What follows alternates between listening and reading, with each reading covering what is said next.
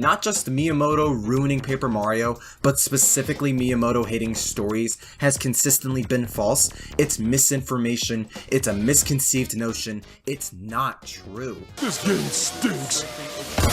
Miyamoto does dislike. Time is a circle so much flatter than Paper Mario. The constant irony of not just me talking about this whole thing, but also when this exact rhetoric is usually tied to Paper Mario, another big talking point on the channel, so a double dose of irony on two fronts, given the repetition of me talking about both. I've made a whole video debunking the entire narrative or idea that Miyamoto dislikes stories. The whole idea that Miyamoto is anti-narrative. He goes out of his way constantly to make sure his projects have as little story as possible. He killed Paper Mario, he doesn't know how to write stories, etc. Almost a year ago, I made that whole video with 10 sources, almost a dozen different articles, interviews, and/or sources heavily implying with more context that that's not true, especially over the last decade plus. And there were a decent number of people who saw it, got some big creators who actually caught their eye to it as well. Pretty cool. But a few days ago, another big creator made a whole video on the matter, to where it's basically, yes, Miyamoto does dislike story. That's the title of the video. I'm going to be doing this weird thing that I have been consistent in maintaining in these kinds of discussion, critique, misinformation, debunk videos, to where I'm not going to say the name of the creator in question, but we all know who I'm referring to. If you search that title or have seen the video, or even a Nintendo fan who consumes Nintendo content on YouTube, there's a really good chance you know who I'm talking about. And I love the guy's channel in question. He's one of my main inspirations for YouTube content. I think a lot of his videos are fun discussions and entertaining. He shouted me out years ago in one of his Paper Mario videos. We often share a wavelength when it comes to Paper Mario, at least. I have no ill will or bad blood or anything terrible with him whatsoever. So I am begging you guys to not vilify or attack him over this. Do not harass him or his followers or anything like that. Please be adults here. We're people talking video games at the end of the day. For the love of God, be sane, grown adults for a little while at least with all of this is the bare minimum I am asking. Even with the whole petty disclaimer at the start of his video, even with how the information or arguments are presented, I genuinely do not think that that whole disclaimer matters, nor is the point. Do I have to make this type of debunk/response video at all? Of course not. I technically have no obligation to keep making videos for the channel if I wanted to. You can very, very easily claim and call this type of video petty as well. I'm probably not discrediting that at all. I have a whole discussion on the whole petty thing I want to give my 2 cents towards at the end of this video, but short summary, it's not an April Fool's prank. This was uploaded on April Fool's Day or right before, depending on where you live, but I can confirm this is not an April Fool's joke, nor did anything in the video suggest such. They go in basically dying on the hill, believing the exact same rhetoric. And they're a pretty huge channel, almost 666,000 subscribers at the moment, so over hundreds of thousands of people eating up the same song and dance again for the umpteenth time. Over hundreds of thousands of people in just a matter of hours ate up that and spread it across social media plus Twitter so much faster, so much larger than a researched analysis on the matter that deconfirmed the whole thing. The whole Paper Mario interview, Rosalina's backstory, Link's Awakening, Majora's Mask, that's basically it. Kind of a triple dose of irony with me doing this, considering this isn't the first time I'm sort of doing a pseudo response to this exact creator when a very specific Sonic 2 rant/review whatever also kind of garnered a whole spicy debate when that dropped. But even with that original response I made back then, that review didn't set me off much if at all. The review I thought was still entertaining, but I knew it was not going to sit well with most Sonic fans. But this, oh man, really? Really? We're really doing this. We're really doing this all over again. Time is a flat circle. Miyamoto discussion is a prime example of Ouroboros. I can say/claim how much I want to put that whole debate to bed, that exact misconceived, inaccurately assumed, misinterpreted, false narrative, and we're back to it again. It's a branch of Paper Mario discussion I talked about several times I wanted to move on from, and yet I'm talking about it again. I was hoping hundreds of thousands of people who like Nintendo and or Miyamoto wouldn't still be championing the whole idea that Miyamoto dislikes stories with damning evidence that has been debunked or proven out of date for a long while now, if not contradicted by either other interviews or sections of those exact same ones people use as evidence against Miyamoto, or games and series and other media that flat out go against this entire debacle. I know I'm not the biggest channel out there in any way, shape, or form, and this introduction's very long-winded as is, but it's blatantly abundant. I'm not above repetition. Regardless of how I feel, regardless of how people do dislike repetition, I'm not above it. However, it's this exact repetition of claiming false misinformation to others that is really tiresome and irks the heck out of me. The urge to debunk more misinformation and the exact false narrative, ironically, was a little bit too big for me to just say nah. Now with my previous video, you got a second one. Anytime someone wants to claim Miyamoto dislikes stories, ruined Paper Mario, isn't a good supervisor, director, beacon to ask regarding narrative and story, probably for the best you link both that video and now this one, or even just this one on its own, because for whatever reason people do not want to let that idea go. We're still circling this exact debacle, and it keeps coming back, and I cannot stress enough how much I want it to subside and die, because I'm sorry for those who do believe it, it's complete bullshit. It is just absolutely not true. I'm not even the biggest Miyamoto stan fanboy out there, whatever. How much do I actually sit here and praise the guy? Because I guarantee you've heard me praise Koizumi more. How often do you see me unironically talk about or discuss Miyamoto in greater detail beyond this and that specific video? I've gone on record praising story and narrative just as heavily as gameplay. Made a whole video about that, as a matter of fact.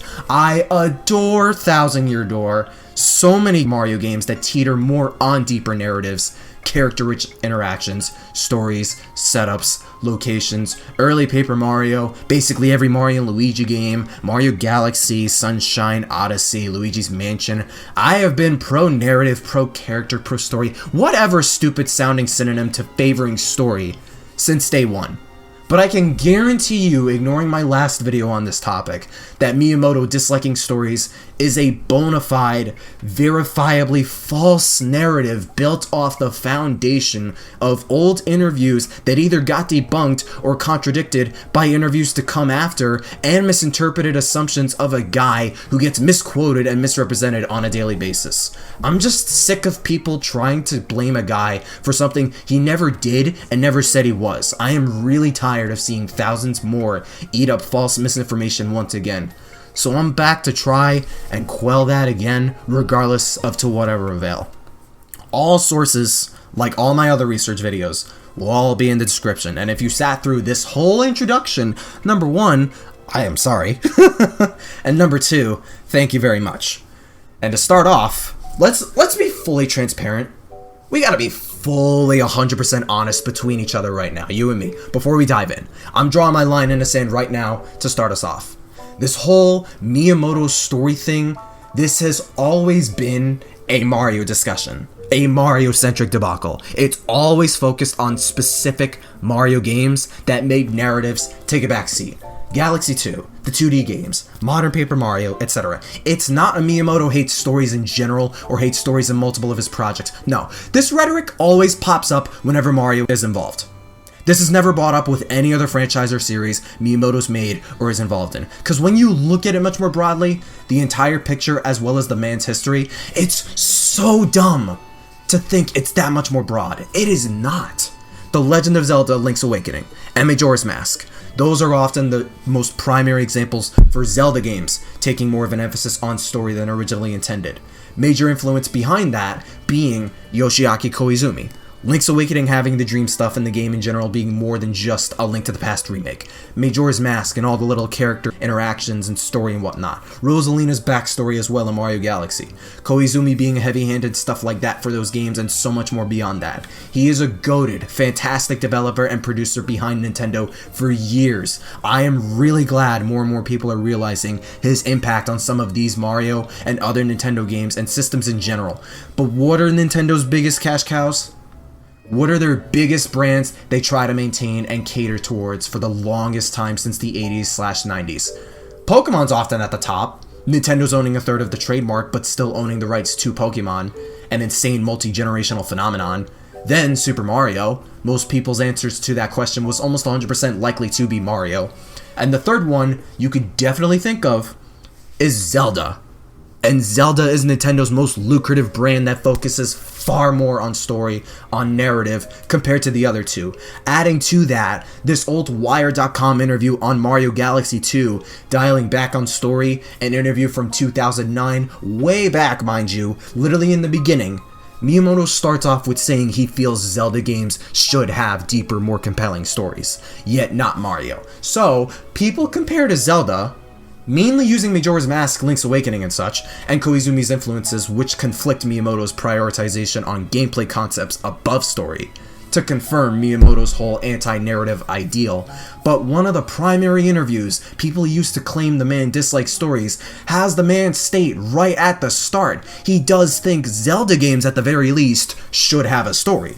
For that series, he clearly likes stories and doesn't try to remove any extra lore, world building, character details, interactions and such. It's Zelda! We all know how much Zelda loves giving its world and characters deeper lore, characters, stories and such. Ocarina of Time, Majora's Mask, Wind Waker, Skyward Sword, Breath of the Wild, almost any Zelda game out there basically. The Galaxy 2 interview being from 2009 is a key trait to keep in mind for later, but even to this day, despite Koizumi's influences on Majora's Mask and Link's Awakening, no one ever questions Miyamoto's stance on the story for Zelda, nor have there ever been any cases or instances of Miyamoto actively trying to make any sort of comment, statement, or legitimate action to deter from a deeper narrative from a Zelda game. And the one time there was, the best case for Miyamoto does the dislike story, it was practically reversed come Majora's Mask.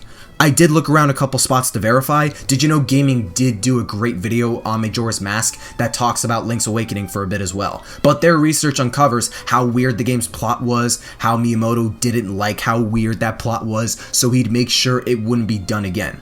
Ironically, after making some of the side quests in Ocarina, Miyamoto still asked Koizumi to come back for Majora's Mask. So despite saying at the time, don't do this again. Come 2 Zelda games later, and he basically asks Koizumi to do his usual thing with Majora's Mask again. So in that instance, he shifts to promoting a weird story in a Zelda game again. Despite expressing his disapproval with what Koizumi did to Link's Awakening at the time, way back when, regardless of whether it was out of pure desperation or not, Miyamoto is a big reason Koizumi even got to do all of his stuff and inject his ideas his way into Majora's Mask to begin with. Koizumi's the one with all the ideas, and he got to make the story the way he wanted to, but Miyamoto was the one that put him on that path with Majora's Mask at the very start. I'm not ignoring Miyamoto was not a fan of how Link's Awakening was, but nowhere was it ever implied, stated, or specified anywhere that Link's Awakening's plot was snuck in. And I actually mean sneaking in behind his back in secrecy. It's like, oh, I can't make sure you find that. It's like sneaking in, snuck in, you know? There's a second Wired.com interview detailing Koizumi's early career at Nintendo, including his contributions to Mario Galaxy way back in 2007, but he describes how different game development now, at least now is in late 2007, being different than back then. How he was the backbone for Link's Awakening's story via the manuals themselves usually being how games' stories and character backgrounds took place back in the day, and with not a lot of people well equipped in writing both the script and story for a game back in the 90s. Koizumi was allowed to do basically anything he wanted so long as it didn't anger Miyamoto. Wired noted how Nintendo doesn't focus a whole lot at that point on story-heavy titles, and Koizumi marks Nintendo EAD, one of their lead development divisions, not focusing on such. Only Koizumi was the one coming up with scenarios since Link's Awakening. He felt he was the one to make an actual backstory for Link, but EAD not really caring much about it, saying not to push story forward too much. So he'd sort of find sneaky ways to get some in without them noticing too much. Like a character having bits of a conversation that slowly revealed parts of the overall story, and stuff Ocarina of Time and Majora's Mask implemented. A lot of story-focused EAD games came from Koizumi's influence, yet there were aspects Miyamoto wasn't fond of as much. Link's Awakening's plot and the whole not pushing for the story as much thing wasn't just a Miyamoto thing in that instance. That's also an EAD thing. Just the general culture of the team working on that and other games during that era. Koizumi's an outlier in that regard and managed to mark his own influence on EAD and later Nintendo games. Not only that, but Link's Awakening's plot is also pretty in your face about it and not something you could probably just sneak into a game like that compared to an Easter egg or gag. Plus, there's plenty of continuity that game has with Zelda's 1, 2, and Link to the Past, on top of him being hired to write the script and the story for the game itself from the very start. So I find it really hard to believe he snuck in story elements behind Miyamoto's back or something, when EAD didn't prioritize story in general much either, and in spite of that, they still ran with whatever Koizumi established and didn't mind it as much. The game's pretty in your face with its story in general. This interview's almost 16 years old.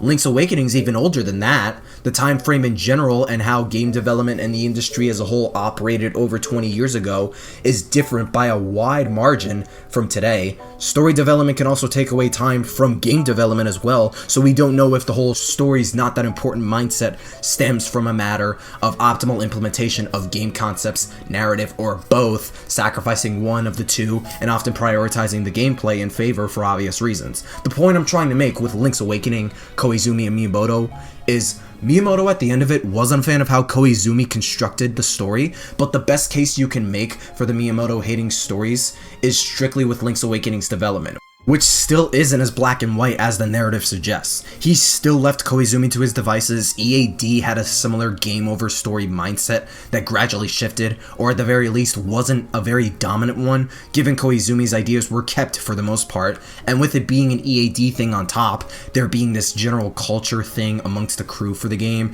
the anti-story philosophy itself isn't just a Miyamoto thing. All that, plus the massively different era of game development compared to now, and the mindset itself potentially stemming more from making sure the game's concepts and design keep pace, and to not take that time away towards something else that might make the game worse because the concepts and gameplay isn't being polished, etc. So it's really bold to assume he was sneaking in story bits to Link's Awakening when there's not enough context to verify that as that sneaky, and the context we do have outlines a more distinct picture, on top of the fact Miyamoto himself brought Koizumi back to Zelda via Majora's Mask anyways, alongside the first Wired.com interview stating much later after that point that Miyamoto's felt for a long while Zelda games should have story, and the vast majority of Zelda games support this. That's one huge reason to why I hate this narrative, but a second example / case to support that, Pikmin! Pikmin is as much of a love child to Miyamoto as Mario is. Miyamoto absolutely adores Pikmin and is the entire reason that series even exists and is still getting more games. Any Pikmin enthusiasts in the comments are 10,000% given the go-ahead to completely tear me apart in the comments if I get any of this wrong, because I am no Pikmin expert by any means, so I had to look some of this up offhand.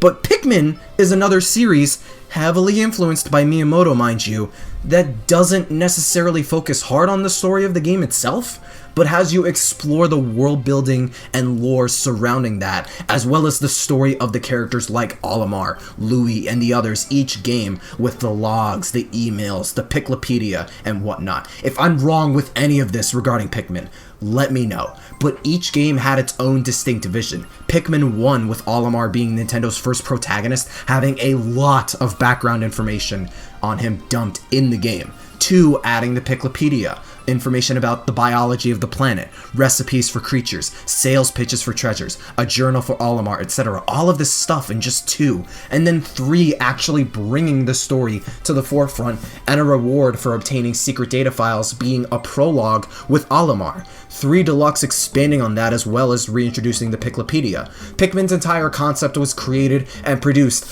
by Miyamoto. All of these games having all of this on top does not sound like it comes from a guy who is anti-story whatsoever, especially when Pikmin gets progressively more and more nuanced and complex with its world building and narrative, especially by 3. Story, at least with 3, lore, character depth, personality, world building. Not only is all of that fundamentally what makes and adds to a story in a vacuum, a story in most mediums isn't just the base plot itself, it's also the characters and other stuff surrounding it.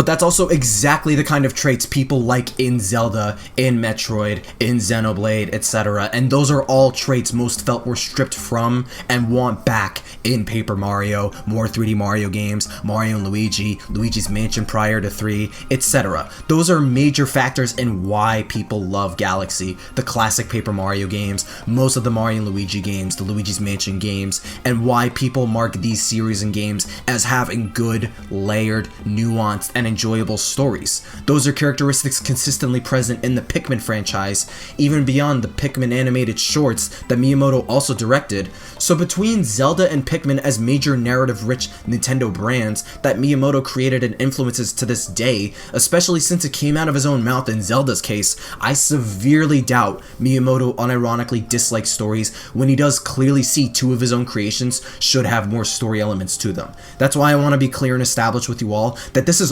always been a Mario-centric debate, and it was never about any other franchise. This was always a whole debate whenever it's a specific Mario thing. A new Paper Mario game, a new mainline Mario game that either has some or not a lot of story, the Mario movie especially, etc. So it's ironic when people point to Zelda as an example of a Nintendo game benefiting from a more complex narrative, when Miyamoto has almost always maintained that exact same stance for Zelda, and when he's allowed Pikmin to exude more and more storytelling as well.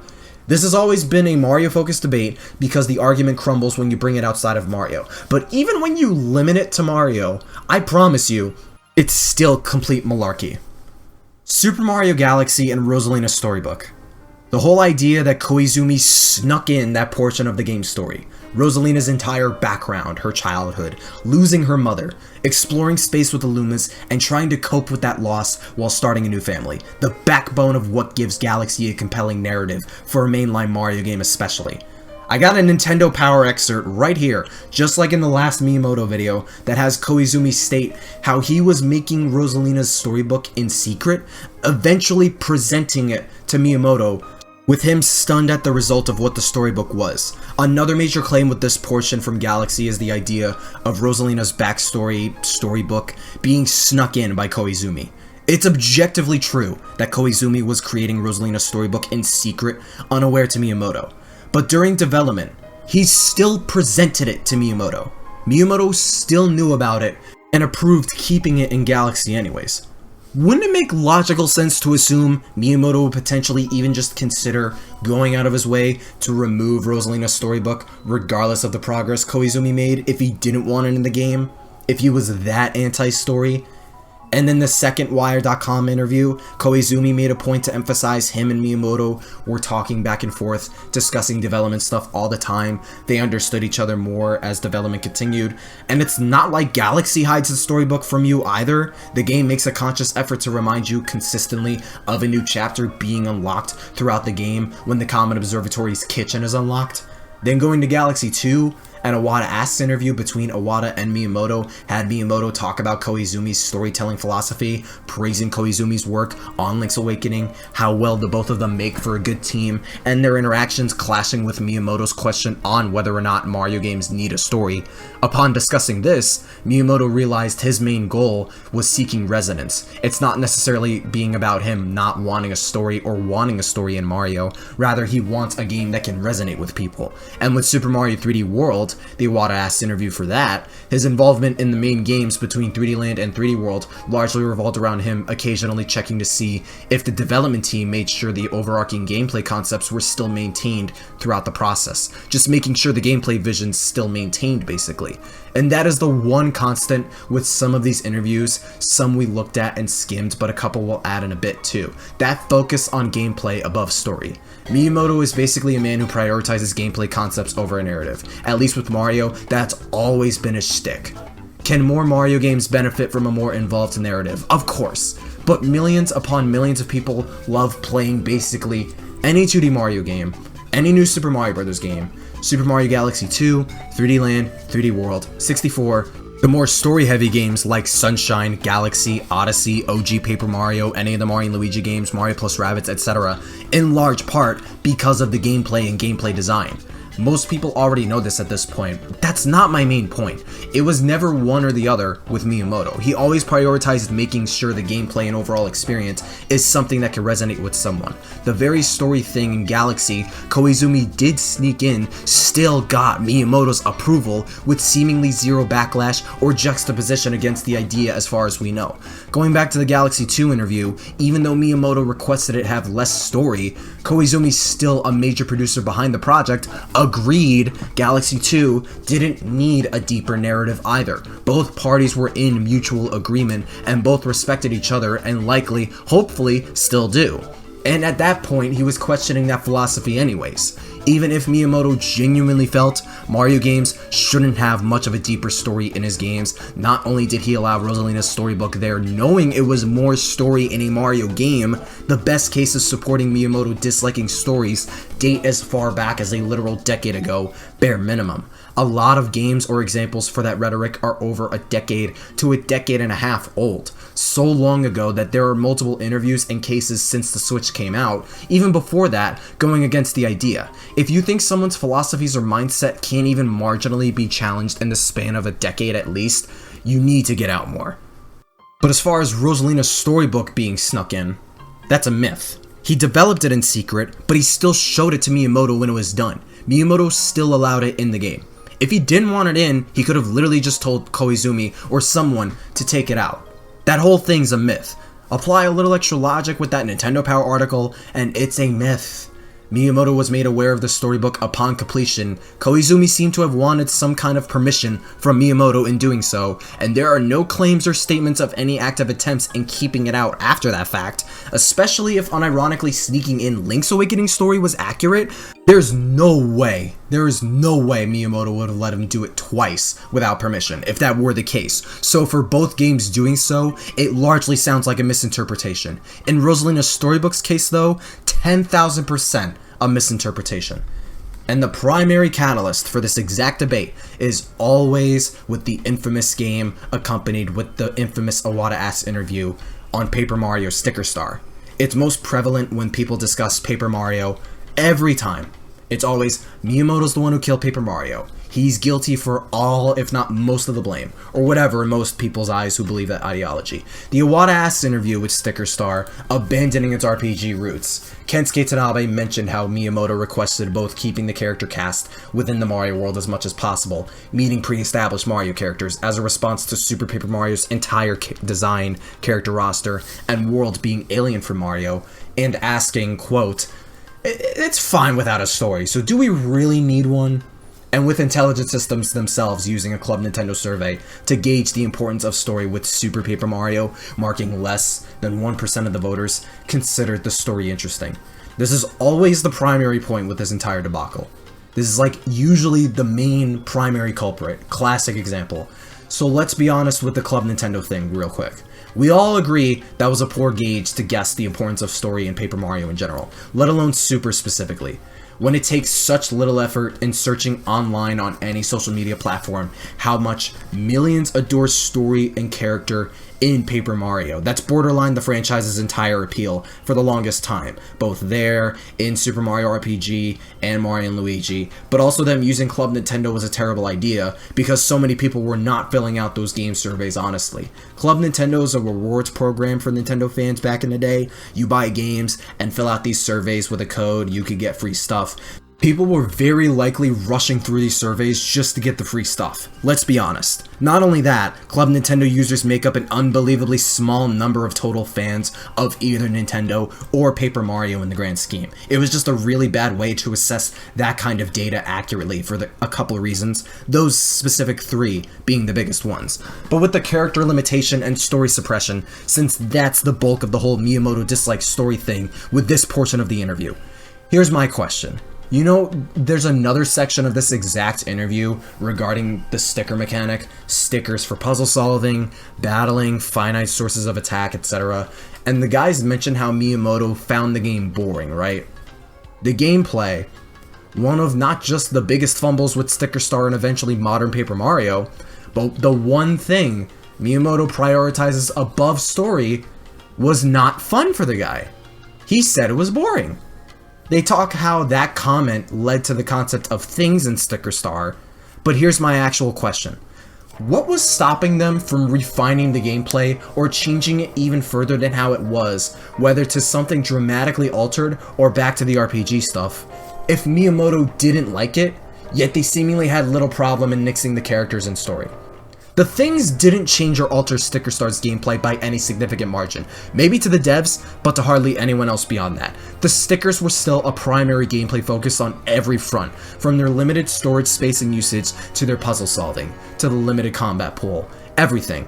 Everyone loves to point to this interview when it comes to Miyamoto's comments being all, yeah, Miyamoto did make that suggestion, yeah, Tanabe and Intelligent Systems took it far, but like, it's Miyamoto. If it's a suggestion for Miyamoto, it's not a suggestion, it's stamping the vision on the spot, so let's try and please him at all costs, you know. But if they clearly aren't going to budge or alter the gameplay that much upon unsatisfactory comments from that exact higher up you claim they'd eagerly adhere to so predominantly, the higher up that wants a thorough gameplay structure, clearly they're not as eager to adhere to Miyamoto's specific whims as much as some love to assume, given the gameplay's fundamentally a lot like how they described in those earlier builds. Earlier on, when it closely resembled Thousand Year Door, Miyamoto called it a port of the GC version essentially, 100%. That's also in the interview right above this portion. But then he still called the later build with the sticker stuff boring too, so obviously one of the major components to what people dislike about modern Paper Mario, at least with Sticker Star and Color Splash, was still kept in despite criticism from Miyamoto, the guy who focuses more on the gameplay. We weren't there during that development process, the character roster and combat was considerably different really early on, but even when Miyamoto wasn't happy with the gameplay still, the developers still largely kept it in. They didn't really change much as far as we know going off this interview at that point, to where Miyamoto sung a different tune. And even then, Color Splash utilized a much bigger roster of Mario enemies compared to Sticker Star, and now there are so many other Mario characters you could toss into a Paper Mario game. You also have the Mario plus Rabbids games, even Kingdom Battle proving you can make for an interesting or fun Mario story slash setup slash premise, even with pre-established characters. Same for Paper Mario 64 to an extent, given it's another Mario saves Peach from Bowser plot, only Bowser utilizes several backup plans with specific setups and characters in mind, most of which being new characters, hence the to an extent statement, but still. So it's not like they were unable to make more interesting setups, towns, backgrounds, and such for more potential Mario characters, something Origami King actually does try to do. Which, speaking of, there's one German article from Eurogamer roughly translated to English. This one part literally has Tanabe and Masahiko Nagaya confirming they have always had complete creative control over Paper Mario since Color Splash. The only thing they had to run by to some party are character designs to an IP team. But not only do they distinguish Miyamoto and this IP team as not the same party apparently, forget it's specific to characters and designs, but also that exact quote. Intelligent Systems, for a decade at the bare minimum, has always had complete creative control over Paper Mario in the way it is on practically every front. The visual style, the story, the character interactions, the combat, the gameplay depth, every single other factor of the game and franchise outside character designs for the most part. Every other obstacle and issue people have with Paper Mario has always been a byproduct of Intelligent Systems' direction and vision.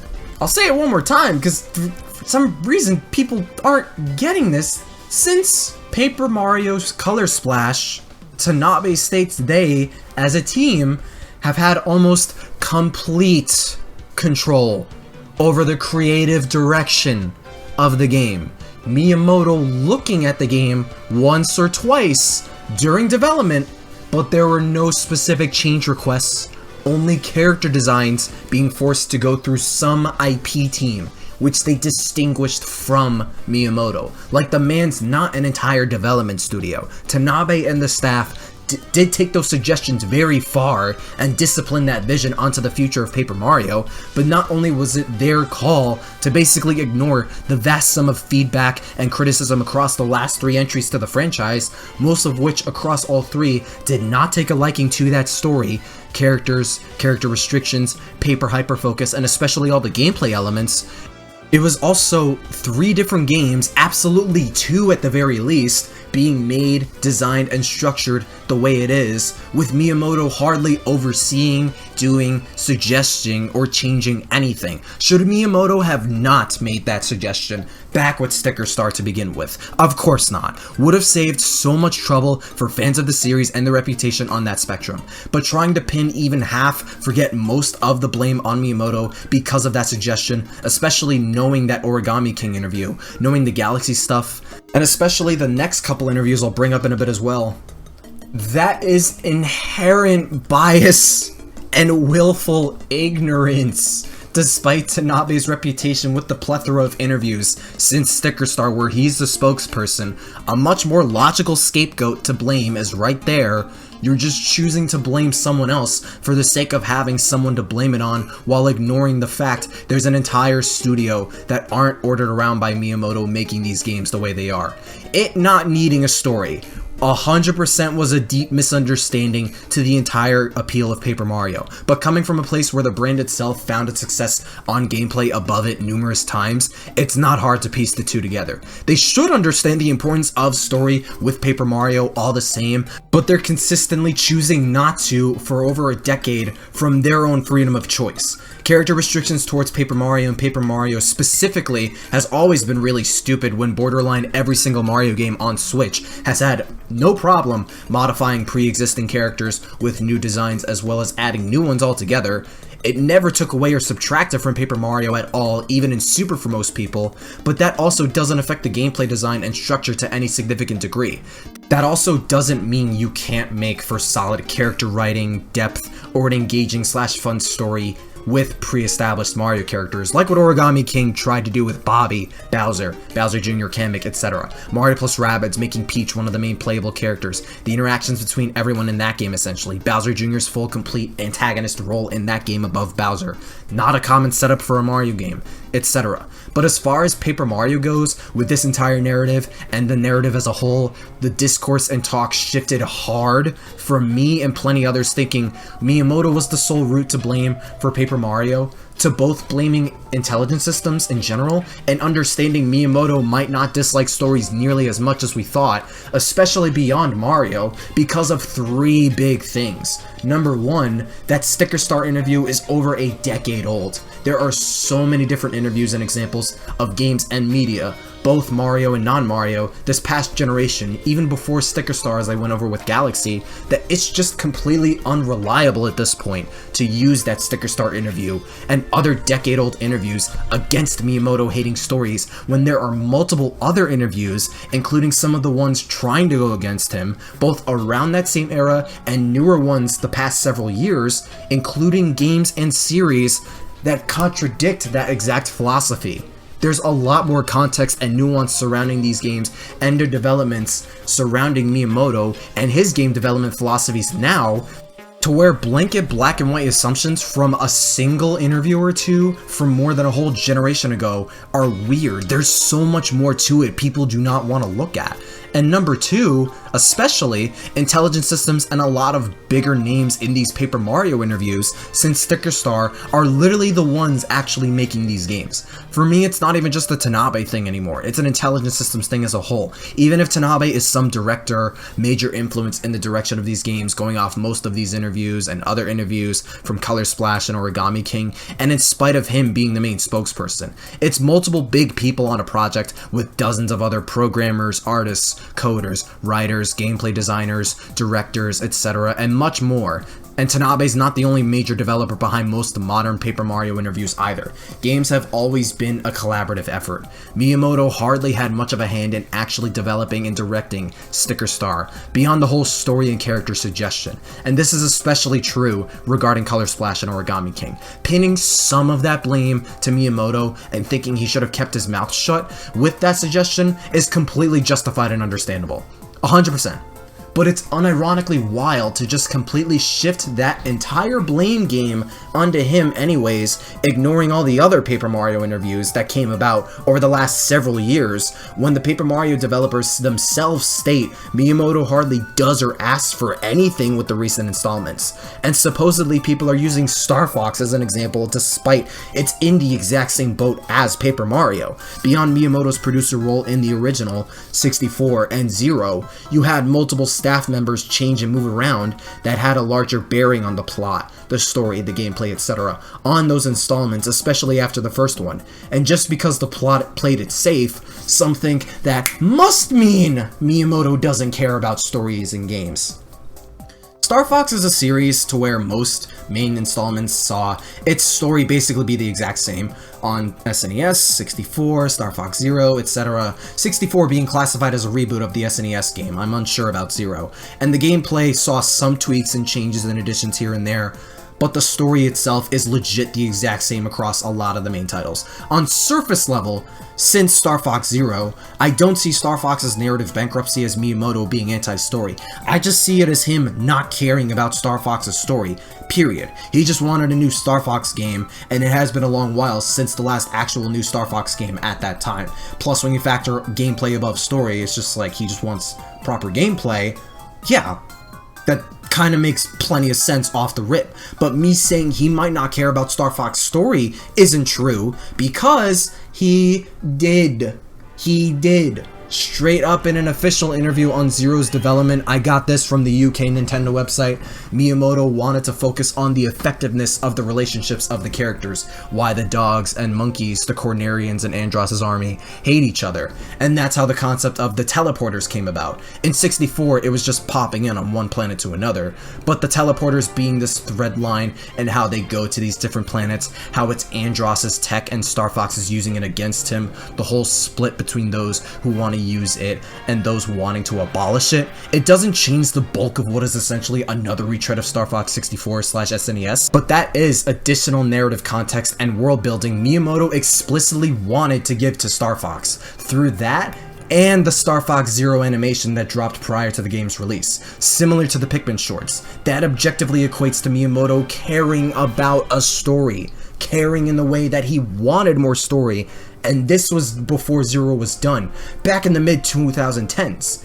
And even then, when you look at the game being another 64 retread anyways, how is that Miyamoto's fault? We have had multiple different directors, writers, major developers across every Star Fox game, 64 with the clear intention of being a reboot, 0 potentially doing the same given Star Fox's long absence for all we and I know, 0 being co-developed between Nintendo and Platinum Games, and Miyamoto being one of 3 producers on that title specifically.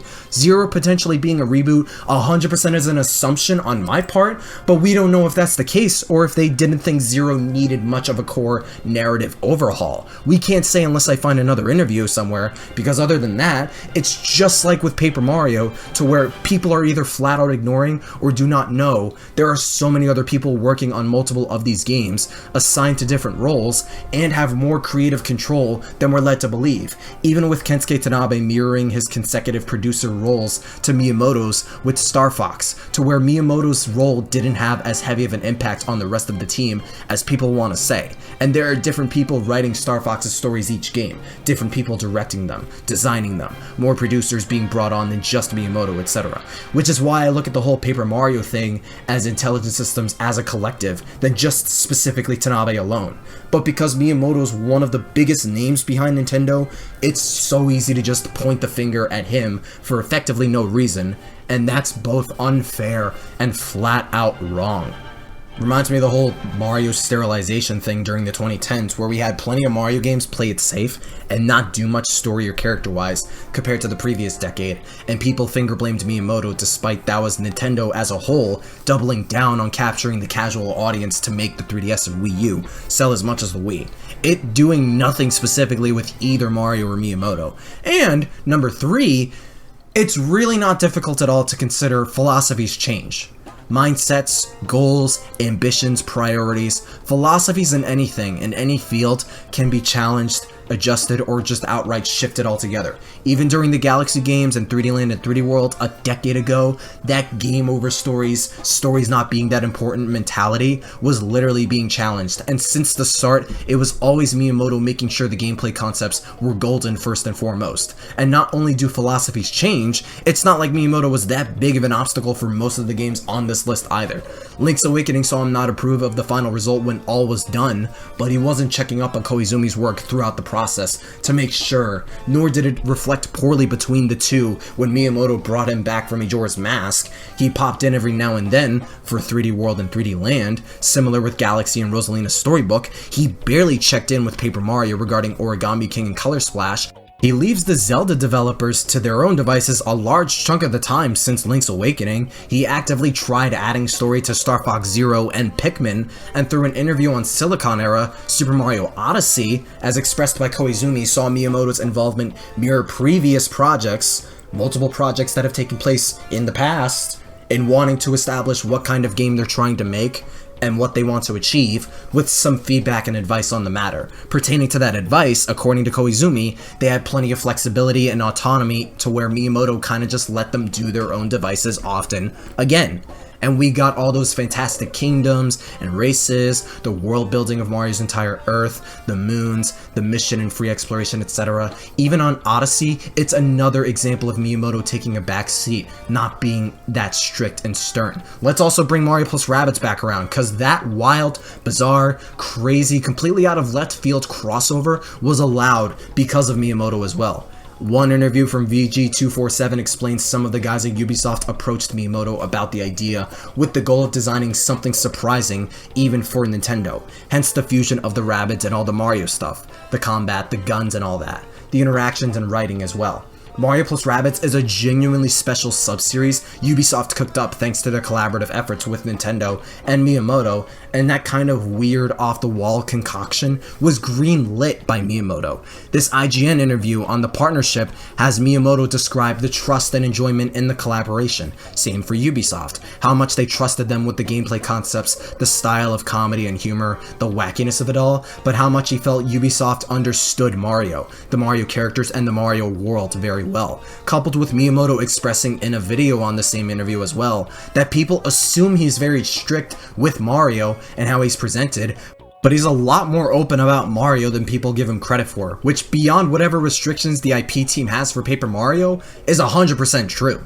Almost no one in the right mind would think to merge Mario with the Rabbids of all the video games out there and to craft an XCOM style combat system for the gameplay with tinges of RPG mechanics. No one expected that to get a sequel and have an even greater emphasis on narrative and story, actual backstories and narratives. He left the Mario Odyssey team to their devices. He still left Rosalina's backstory in Galaxy, knowing it would add more stories to the project. And this Nikkei interview has Miyamoto express Mario wanting to be the next Mickey Mouse. At this point, you could just call this video debunking the Miyamoto anti-narrative deluxe, because almost every interview in that last video is in this one, with only a couple extra new ones. But there's a bullet point that highlights Miyamoto stating his creative direction has been changing, trying to maintain this specific consistency with Mario, albeit giving familiarity to the character, was cramping Miyamoto's style. This inspired Miyamoto to dodge casting Mario too rigidly, giving him the freedom to explore different character scenarios. Quote, "I've become more interested in creating greater opportunities for a larger audience to enjoy the Mario world." Between this and his consistent leniency on multiple projects in general, forget story-wise, it paints so visibly he's not as stubborn or strict with Mario as we thought. But for some reason, people want him to alter or shift that mindset or convey in some way he's pro-story, and they'll choose not to believe it when he does. You have the guy you want to verify the information from, and even when he can and does, it's unironically scary that it's just not being trusted in any way, shape, or form. We're just like, nope, I don't believe you! It's the weirdest thing. This second to last interview a la IGN from over a month ago is what semi-sparked this topic back. It talks about Super Nintendo World, but a portion on Miyamoto and stories near the bottom. Miyamoto states the following, quote, "It's not that complex stories are unnecessary, that's not what I'm saying at all. Story is one way of explaining a game. I think story is just another way to pull out enjoyment from that experience. Another is to focus on a gameplay experience that gets you to try things over and over again. As I mentioned, story is one way to explain the game, and when that goes well, sometimes people take the route of starting with the story. For me, the starting story is how to make the gameplay fun, and that's how I begin thinking about and creating a game. So again, it's not that story is unnecessary, it's just how I create games. So a gameplay approach versus a story approach in creating games, essentially. And as I went over during the Galaxy Rosalina stuff, he's always maintained that gameplay approach more, just making sure the gameplay concepts can be fleshed out. Already went over the games that show this, but with this recent article, it adds to the mountain of previous articles that explain Miyamoto hardly does or directly impacts much regarding Mario stories in Mario games, including Paper Mario, the latter largely being influenced, done, and constructed by intelligent systems and intelligent systems alone. To claim emphasizing that as a false narrative is utterly wild. Not taking the man's actual word when he says it from his own mouth more than once, with actual games, media, and other sources supporting what he's saying as false under that same breath is even more insane. And then to preach the exact opposite as the actual truth in that exact same breath is super insane. That's the textbook definition of hypocrisy. How are you accusing revisionist history and false narratives being spun if you're doing that exact thing in the same sentence? That's incredibly ridiculous. The Iwata-ass interview on Sticker Star not only has more details surrounding it that question the idea on a lighter spectrum, but there are multiple sources and articles from that era, after that era, and before it that visualize a different work environment and philosophical roadmap amongst multiple developers from multiple generations, including Miyamoto, that kept changing and differing up until now. Interviews and games from the last decade plus that contradict the very thing people think Miyamoto's against. I'm not even touching the whole, he pioneered stories with Donkey Kong, ape kidnapping girl, Bowser kidnapping princess, motivation for a protagonist with a name, the whole scenario for storytelling for gaming. No, I don't even have to touch that this time. But Miyamoto is strict and stubborn with the Mario brand. He hates injecting more characters and narrative to his projects. He is someone who dislikes narrative, someone who is anti-story. I was trying to make a voice and it just became Wario, I guess. If any of that was true, strict Mario hates injecting story, like actually, if any of that was true, why did Miyamoto allow Rosalina's storybook when Koizumi showed him anyways? He could have easily said no, keep it out, but a blessing was given. Koizumi wanted to show Miyamoto the finished product, and it's not like he opposed it when shown anyways, even if secretly made prior to completion. Why was he the one that was open to and approved Mario crossing over with the Rabbids? Why did he not only greenlight a crossover game with them, their unique style of humor, and a unique bizarre style of gameplay, but also a sequel game with even more story elements and a deeper narrative? Why did Intelligent Systems say they have almost complete creative control over Paper Mario for effectively a decade, with Miyamoto barely peeping the projects if he was that stubborn? Why was he so much more chill about multiple Mario projects like Odyssey, Luigi's Mansion, the Mario Luigi series since the beginning, even Paper Mario when you boil it down across the entire series, if he's apparently that strict and particular with Mario? Why does Zelda consistently always have little to no struggle in trying to implement and cater to stories just as much as their gameplay for the vast sum of its existence? Why did Miyamoto care enough to add more narrative to Star Fox of all series when Zero was being developed? Why did he make Pikmin in the first place and is on board with how much more the series has expanded on its story and world building the further it goes along? And the biggest of all, why are we getting a Mario movie? We would not be getting a Mario movie at all if any of that was marginally true. Tomorrow is when it comes out. And even so, just from the trailers and promo material up to the final trailer alone, I don't even need to be spoiled. It's like, at this point, most of us know under all the thousands of Easter eggs and fan service, it's so easy to tell how much they're pouring in the actual story and narrative surrounding the movie.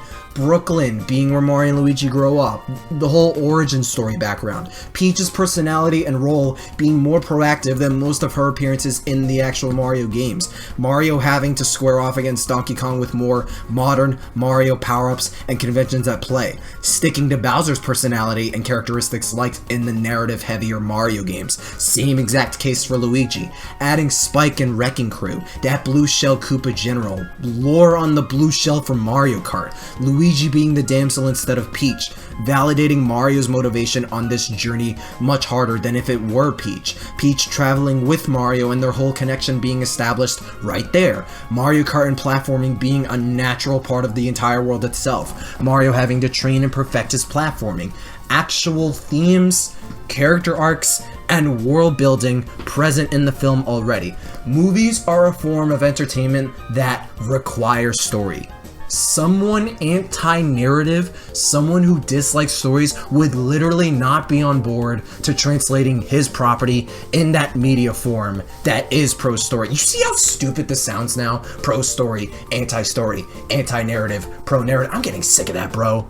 But the argument was always Miyamoto disliked stories.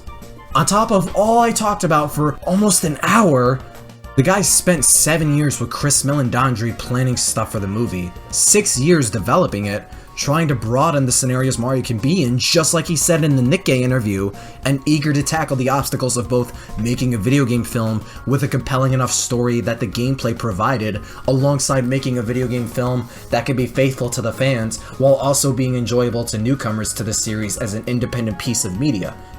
None of that says anti-narrative or anti-story. I don't care anymore, dude.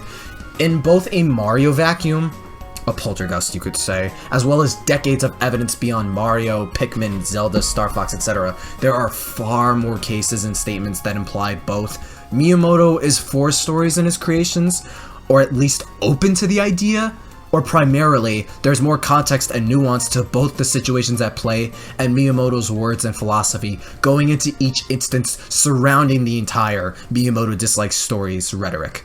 I genuinely don't think he was that against narratives in his games with everything I outlined, not even just him recently easing up. I mean even during the N64 days onwards. For all we know, cognitive dissonance can be a factor in this as well. But again, so many unknowns, so much context unknown to paint that legitimate picture with what we do have pointing to multiple possibilities, several of which being the opposite. And before I sign off, first off, if you made it all the way back here in one go, thank you very much. But I gotta get this off my chest. Like, this wasn't a hit piece or an attack to the channel that is basically responding this to. I still respect the guy and his content a lot. It's not me trying to hate him at all.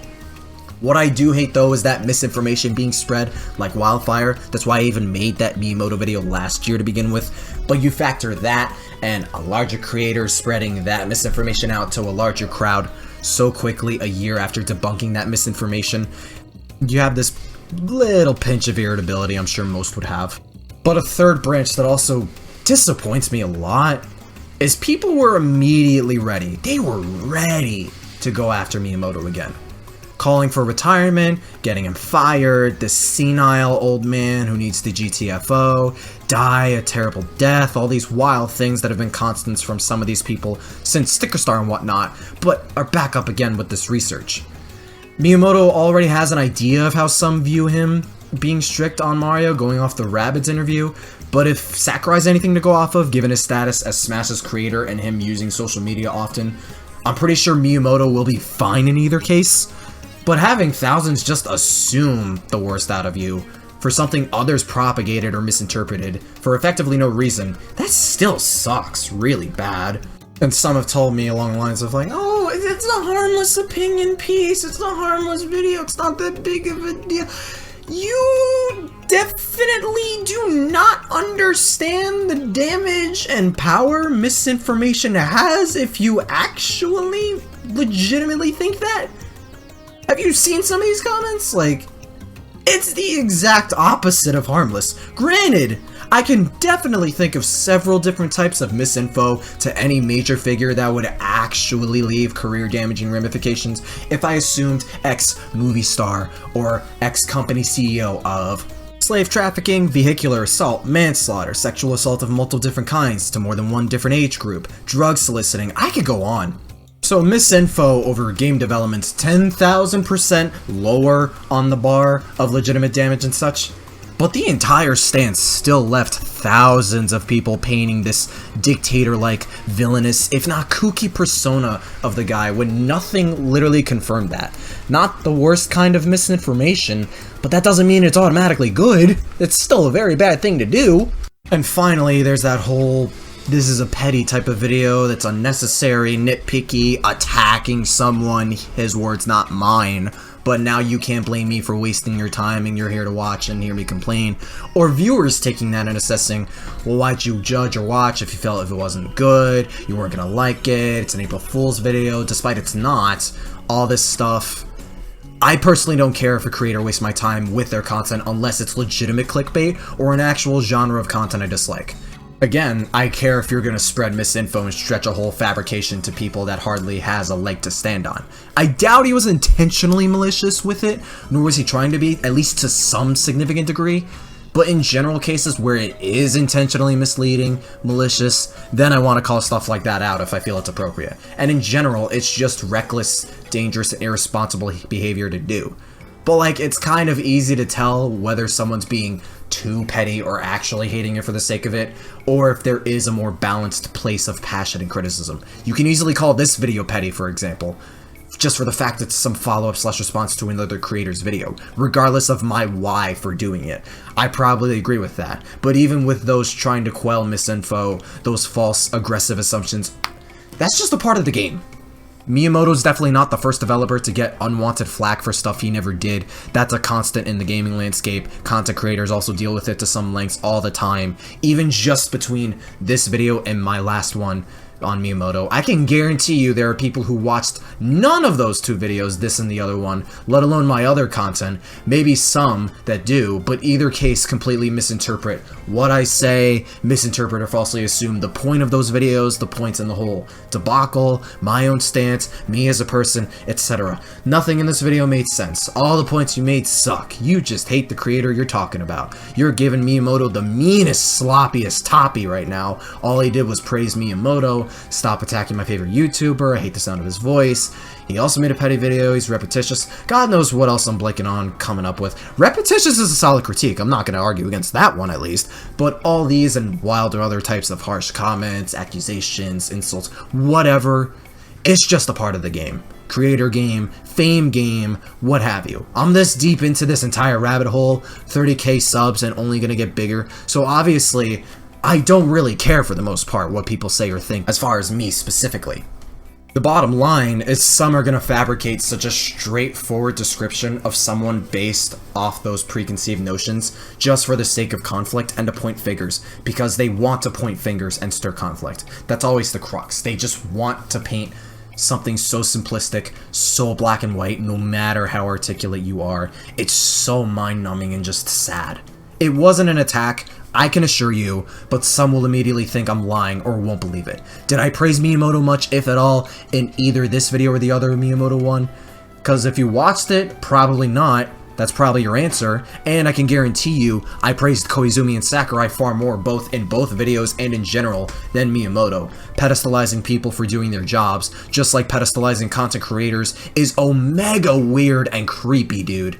But if clearing the air on false assumptions and blatant misinformation means I'm fanboying over some developer and overpraising him or whatever, you gotta go back to English and retake diction and reading comprehension. Point is, I could sit here all day and outline how misinformation about me, Miyamoto, some other guy, series, whatever, can be to some of these people, and they just want to be spiteful. They want to be ignorant just for the hell of it, and that's underwhelming.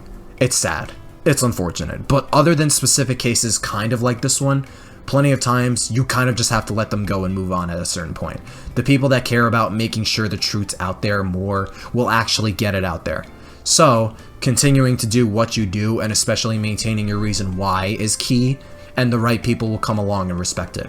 And realizing that alongside realizing your why, making your vision clear to you, why you want to decrease misinfo, defend you or someone else's name, make content, make games, art, tweets, exercise, run, weight lift, lose fat, etc., is how you'll have an easier time dealing with the bad comments, the bad people, bad feelings, mental struggles, and enjoying and valuing the good stuff more as well. Understand your own value, pick and choose your battles, and know the right people with the right mindset will spread the right information. The right people will come and support you and your cause, even beyond this whole information spreading thing. Sometimes attempting to correct or persuade the wrong or negative people is worth at least once, sometimes, but it can only be done in such a way as well as only so many times. I saw some worth in retreading this again, for example, so I have some faith at least that this entire debacle is both not as surface level and straightforward as people are still trying to make it out to be, as well as how largely baseless it is given several different Mario and non-Mario games to where there are clear cases of Miyamoto open to the idea of injecting more stories and narrative to his projects. But yeah, I might have got lost in the sauce a bit there at the end, but that's everything I got on this Miyamoto thing. You got one debunk and a debunk deluxe. At least with this, you could spread the word out more. I'm gonna go hibernate for almost 3 days since the Mario movie comes out tomorrow, and I'm seeing it Friday, with over 40 people actually confirmed. So I'll see you guys around then, definitely after. Thank you very much for watching, and stay super. Yo, hey, 妹妹，嘿，我来呀！共和大哈哈呀！拉面，嘿，来面，来个面，共和。再见呀！哈哈，拉面，下手面，谢谢。